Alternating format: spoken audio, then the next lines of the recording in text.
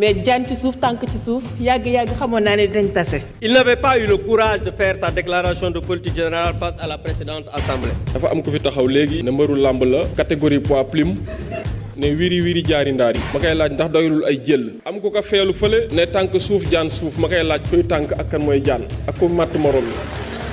Monsieur le ministre de l'hôpital de Ourossogui qu'on devrait inaugurer au mois de décembre, vous avez arrêté les travaux. Merci beaucoup. Quand on parle pour une région et qu'on Merci donne beaucoup. 2 minutes, je trouve que c'est pas le... Merci beaucoup. gis nañ fi sànq suñu benn collègue bu taxaw di kaas ci ñaari minutes ñu ko jox mu mel ni président assemblée nationale moom moo joxe temps yi. Je pense que loolu ça ne s'est pas passé comme ça parce que chaque groupe parlementaire dañ ko répartir son temps de parole donc dans le groupe parlementaire de Takku Wallu su fekkee député yëpp dañu bëgg a wax effectivement ñaari minutes ngay mën a am. Je pense que c'est malhonnête de faire croire à la population que ni c'est le président qui vous a donné ce temps de parole. Monsieur le Premier ministre maa ngi lay féliciter ci exposé bi nga def mais également sur ton brillant parcours politique. Sénégalais yëpp war nañ nangul ne am na lu la yàlla may ñu nangul la ko. Article 40 du règlement intérieur li ma bëgg a xam mooy que ni le chef d'état-major des absentéistes muy Amadou Ba ak Cheikh Oumar Anne war nañ wax ci ni ñu nekkee. mooy sa doomu ndey Barthélémy Toye Dias li nga bañoon ne ñu jël mairie bi ci moom en 2022 maa ngi lay yëgal ne ñoo ngi koy jël xaw ma ndax yëg nga ko ou pas donc maa ngi lay yëgal ndax yëgoo woon déguerpissement yi maa ngi lay yëgal aussi. Monsieur le Premier ministre, je voudrais tout au début de mon propos vous demander si vous pouvez nous expliquer la différence entre rapporter une loi d'amnistie et abroger une loi d'amnistie. benn question kese la am mooy est-ce que ba léegi yaa ngi gëm ne étrangers yi ils sont au nombre de 207 791 au Sénégal. Monsieur le Premier ministre ma bëgg a xam ñun jigéen ñi luñ la def. En date du 9 avril 2024 où il est indiqué que la jeunesse, l'éducation, la formation, l'entrepreneuriat et l'emploi des jeunes et des femmes figurent en tête des priorités de l'action gouvernementale. Donc kooku doon wax ne dañoo fàtte famille maa ngi koy delloo ci conseil du ministre du 9 avril 2024. Et les Sénégalais n'en peuvent plus de visionner vos voix quotidiens qui leur prouvent que vous êtes un homme qui ne nous a pas dit la vérité par rapport à la situation du pays et des finances publiques. li chanteur bi doon wax picc ndoo bi njaay ramato bi da ciy naawandoo rek waaye xam nga ne majorité écrasante bi ramato suppléant boobu da ciy naawandoo rek. xam nga nit moom bu dëngee ba mel ni garabu yoo wala mu raw garabu yoo da nga koy jox ñaari sonkomol ñetti jóg joomaay silim bàyyi ko mu dem yoonam. Nous avons constaté dans tous les documents de référence qu'il y a des pôles Kajoor, Bawol, Sine, Saloum, mais le Fouta a été exclu. Pourquoi la division du Fouta en deux parties? Monsieur le Premier ministre, Fouta feccetaaki, Fouta wambetaaki, Fouta nawortaaki, Fouta heɓat geɗal muɗum ha timma. kono monsieur le ministre peccowo adortaako hoore mum e feccere nde peccuɗa e laamu ma ko Casamance gardoriɗa a waɗi gouvernement ma min goyi dow min mbi min jiyani hen ministre ummade ganduɗa e diwan Fouta. Allah jaarama jaarama, je vous remercie. Présidence de la République 45 milliards la ñu consommé maanaam 15 milliards par mois le président Bassirou Diomaye Faye genn wàllu milliard 500 millions lay dépensé par jour ci trimestre bi mujj. Monsieur le président Abdou Mbow, je pense que vous avez mal lu le rapport d'exécution des dépenses de la présidence. Des montants cumulatifs sur 9 mois, vous les ramenez à un trimestre. De là, vous faites l'erreur fatale de convertir 15 milliards divisé par jour et ça vous donne 500 millions. Je vous rappelle que c'est sur 9 mois. Sénégalais nag foog naa ni dañ naan jommi amul heure. Dans la mare de la honte, seules les toutes petites souris arrivent à survivre. Sëñ Mbaye Jaxate doon wax na naan ku noot gaynde ak mëfër dàq ñay mu dem du soowoo ki bëy li ñu dal ci yow moo leen dal ci ñoom rek mooy dañ laa fan rek. te jotaay bi doon nañ ko reefee pour am ko yow. Monsieur le Premier ministre, rupture am na Sénégal parce que c'est la première fois ma gis déclaration politique générale ko koy def sol garam mbubb maa ngi la ciy gërëm bu baax. C'est la première fois itam ma gis ñuy def déclaration politique générale ñu ne nañ ko dagg dem julli ji loolu tamit ñu ngi la ciy gërëm. di la sant tamit ci jël gi nga jël Cheikh Ahmadou Bamba Khadim Rasoul màggal ko bañ koy jàngalee ci école yi loolu tamit ñoo ngi la ciy gërëm. discours am bi mu ko waxee ba léegi opposant bu ma xool yaa ngi nelaw fi nga toog. Parce que nag seen yalwaan daa këpp. 15 ans impôts et domaines 15 francs sàccoo ko ñooñu mënuñu la bëgg. Mais je voudrais vous dire que le discours de politique générale que nous avons entendu ici est une déclamation de votre projet. Ce projet, nous le connaissons. Le projet Sénégal 2050, nous le connaissons.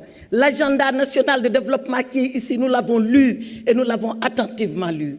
Il contient beaucoup de promesses. Mais il contient beaucoup de lacunes. On en a évoqué quelques-unes. On aura l'occasion d'aller dans le fond de ces lacunes. si weer yee ci ginnaaw ñoom ñoo bëggoon fixer élection yi ñu indi ko décembre 2024 suñu sañoon élection yi du am tey am na koo xam ne ku fi jóge léegi moo fi indi woon loi d'amnistie moo doon avocat bi defaan fi loi d'amnistie te nee nga di nga ko dindi moo tax seen gémmiñ toj na moo tax du ñu wax jàmm jërëjëf. Jërëjëf, honorable député. C'est un constat. Aucun député ici présent, qu'il soit de la majorité ou de l'opposition, n'a remis en question ses orientations et la déclinaison des politiques publiques pour les 5 prochaines années. Aucun. Puisqu'on parle de rapport à la vérité, qu'est-ce qu'il y a de plus malsain en termes de rapport à la vérité que de mentir à tout son peuple, de mentir aux partenaires internationaux, en leur cachant les véritables chiffres pour pouvoir continuer à endetter le Sénégal et ce qui nous met aujourd'hui dans la situation fâcheuse dans laquelle on se trouve. Il y a des gens qui devraient avoir honte de parler. Les responsables de cette situation, ils sont là, dans cette salle. Vous les sentez perdus. Vous savez, quand on n'a pas grand-chose à dire, il faut dire gongo, c'est bon. Ça fait partie de la grandeur. Comme savent le faire mes amis les avocats, simplement, monsieur le ministre, je n'ai rien à vous dire, tout est bon. Je n'ai peur d'aucun député. J'ai été député ici à l'Assemblée nationale, où vous étiez 127 et j'étais seul. Je vous avais assuré que vous ne censurerez jamais et que vous serez censuré. yaa ngi mel na ñu liw de te di ngeen yàgg liw nag waaye fu ngeen mujje du kat appui de waaye biir bi ngeen moo lay fas ci suuf. Il faut apprendre de vos erreurs et revenir à la raison. suñu gaz gii ñu am BP ne leen seet leen ñaata ngeen ci soxla ngeen wax ma ñu ne non ñun soxlawuñ ci dara duñ ko weddi ñun soxlawuñ ci dara dañuy xaar yaakaar teranga yaakaar ñoom seen lépp yaakaar la nañu bàyyi di politiquer région ak waaso fii ñun ñëpp fu tànke lañu nañu bàyyi wax yooyu amul njëriñ yooyu c'est des détails affaire pôle yi c'est de la désinformation il faut arrêter ça vous ne rendez pas service au Fouta le Fouta est partie intégrante du Sénégal Sénégal benn la Wolof séeréer Joola keneen ak kenn ñun ñëpp benn lañu. La question des femmes lu musuta am on a alloué 20% des intrants aux femmes agriculteurs. Madame le ministre créé na temps yële benn structure boo xam ne uniquement c'est pour l'encadrement des femmes et leur leadership. Madame Diack, honorable député, les femmes du Sénégal sont très conscientes. Vous avez été à 2 élections. Si les femmes avaient voté pour vous, vous serez présidente de la République. On m'a posé une question sur l'amnistie. La différence entre abroger et rapporter. On ne rapporte pas une loi. Car il y a un autre terme beaucoup plus approprié. Mais rapporter n'efface pas totalement la loi, mais peut en changer un certain nombre d'aspects, soit en rajoutant ou en diminuant. N'est-ce pas, monsieur le ministre de la Justice? Je voudrais savoir, est-ce que lui, il a d'autres statistiques ak fan la ko jëlee? Parce que doone damaa dox rek gis étranger kon étranger yi de léegi 50% réew mi ñoom la. Mun nañ la utal rendez-vous nga dem ANSD. Mun naa la ko utal demain. Recensement bi mooy 5e recensement général de la population et de l'habitat. La méthode n'est peut-être pas complète parce que le système est déclaratif. Mais système boobu moo ñu jox ne ñun 18 millions lañu. Que ñun réewu ay tukkikat lañu. Su ma juumul yow monsieur Sarr mos ngaa émigré. te gis ngeen li xew barki démb réew mu mel ni Guinée ak Sierra Leone te lan moo ko andi mooy ñii jàpp nañ ni seeni waa réew dañ leen a néewal doole fële ñoom ñi jóg attaqué ñële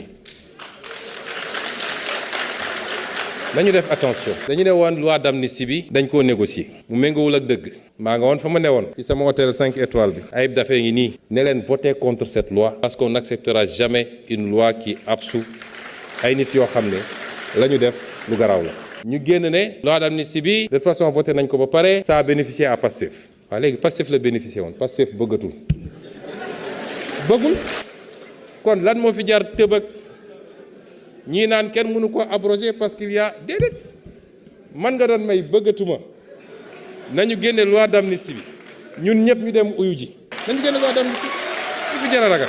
Monsieur Mbow, vous aggravez votre cas kenn mënu laa sauver lii problème bi mooy doo wax loo xam wala loo maîtriser.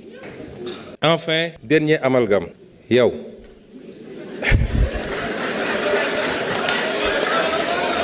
ñun nag dañoo gëm ancienne législature bii ci lañ lay wan ne c'est la première vraie législature de l'histoire de notre pays maa ngi leen di sant di leen gërëm bu baax a baax ñu ngi leen di encourager tout ak les membres du gouvernement bu leen fàtte nag les personnes handicapées profil boo bëgg boo demee ci milieu handicapé yi dañ ko fekk